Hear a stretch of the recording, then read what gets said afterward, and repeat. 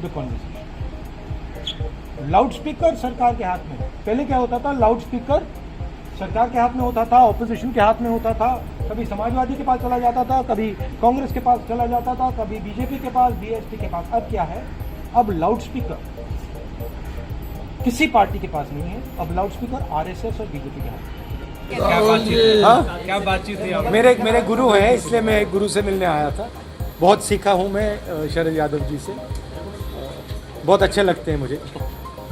आज राहुल जी आए हैं यहाँ तो मुझे बहुत ही यानी अपार हर्ष हो रहा, और कई तरह की कठिनाई थी वो मैंने भी उनको बताई, और दूसरी देर है कि देश के मामले में मैंने चिंता की, और हम लोगों ने मैंने उनको बताया कि अब जो है वो वीकर सेक्शन जो है उसको पकड़ना ज़रूरी है, और उसमें कोई सब लोग, और मैं सोचता हूँ कि उनको मैं सीख नहीं दे सकता।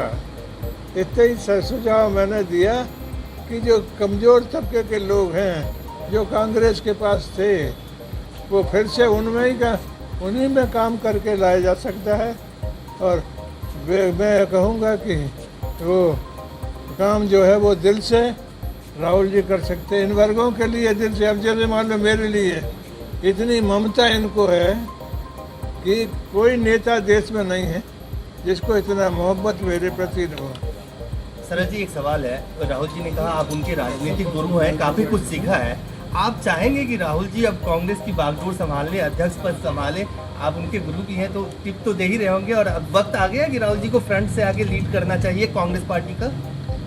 क्यों नहीं, यानी कांग्रेस पार्टी जो है वो उसको यदि कई सबसे ज़्यादा 24 घंटे चलाता है तो वो राहुल जी चलाते हैं, और मैं सोचता हूँ कि उनको अध्यक्ष बनना चाहिए, अध्यक्ष बनाना चाहिए कांग्रेस पार्टी को, तभी बड़ा काम होगा।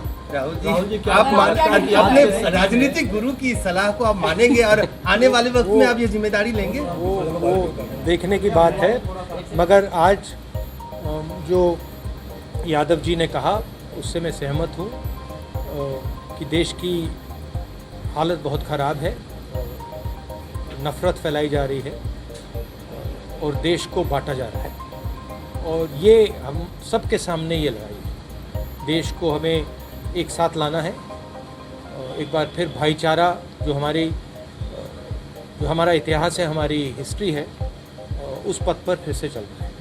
मगर मैं फिर से दोहराना चाहता हूँ कि शरद यादव जी बीमार हुए, काफ़ी लंबे समय से बीमार थे, और मैं बहुत खुश हूँ कि फाइटिंग फिट हैं, और देखिए मुस्कुरा रहे हैं, तो ये मुझे बहुत अच्छा लगा। और फिर से इन्होंने मुझे राजनीति के बारे में बहुत सिखाया। एक 2 घंटे मेरी एक बार इनके साथ मैं गाड़ी में बैठा, हमारा शायद आंध्रा में प्रोग्राम था, तो उसके बाद मैं 3 घंटे गाड़ी में शरद यादव जी के साथ था, और शरद यादव जी ने जो मुझे 3 घंटे में बताया हिंदुस्तान की राजनीति के बारे में, वो मैं कभी भूल ही नहीं सकता। तो इस प्रकार से थोड़ा सा कर्ज है। क्या आपको लगता है कि आज के समय में सारे पुराने समाजवादी नेताओं को एक साथ आने की ज़रूरत है? महंगाई बहुत बढ़ गई, 400 रुपये के ऊपर नींबू का रेट है, वेजिटेबल सारी 100 रुपये के ऊपर। फिर ट्वीट पे किया है, लोग सोचते हैं कि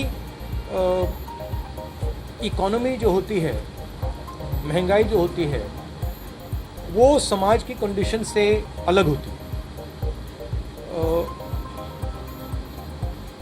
जिस देश में हार्मनी नहीं होती है, शांति नहीं होती है, उस देश में महंगाई बढ़ेगी, उस देश में नफरत बढ़ेगी, इकोनॉमी चल ही नहीं सकती है, रोज़गार मिल ही नहीं सकता। अगर देश को मजबूत बनाना है तो सबसे ज़रूरी चीज़ शांति, हार्मनी ये है। और बीजेपी के लोग सोचते हैं कि नफ़रत फैलाकर, लोगों को डराकर लोगों को मार कर इंडिया की, हिंदुस्तान की इकोनॉमी को स्ट्रेंथन किया जा सकता है। गलत फहमी में। राहुल जी, आप लगातार ये कहते रहे हैं कि इकोनॉमी कोलैप्स होने वाली मौजूदा वक्त की सरकार है। अभी ये खबर प्रधानमंत्री नरेंद्र मोदी की बैठक से बाहर निकली है कि जो हालात मौजूदा वक्त में देश के हैं वो हालात श्रीलंका जैसे होते जा रहे हैं, यानी श्रीलंका नहीं, मैं आपको ये बता देता हूँ, आप हिंदुस्तान की जो आर्थिक सिचुएशन है, रोज़गार की सिचुएशन है, उसको आप अभी इमेजिन ही नहीं कर सकते। जो आने वाला है वो आपने अपनी पूरी ज़िंदगी में नहीं देखा है, क्योंकि इस देश का जो रोज़गार का स्ट्रक्चर है, जो रीढ़ की हड्डी है, वो टूट गई है। जो स्मॉल एंड मीडियम बिजनेस हैं, छोटे दुकान चलाते हैं, इनफॉर्मल सेक्टर जो था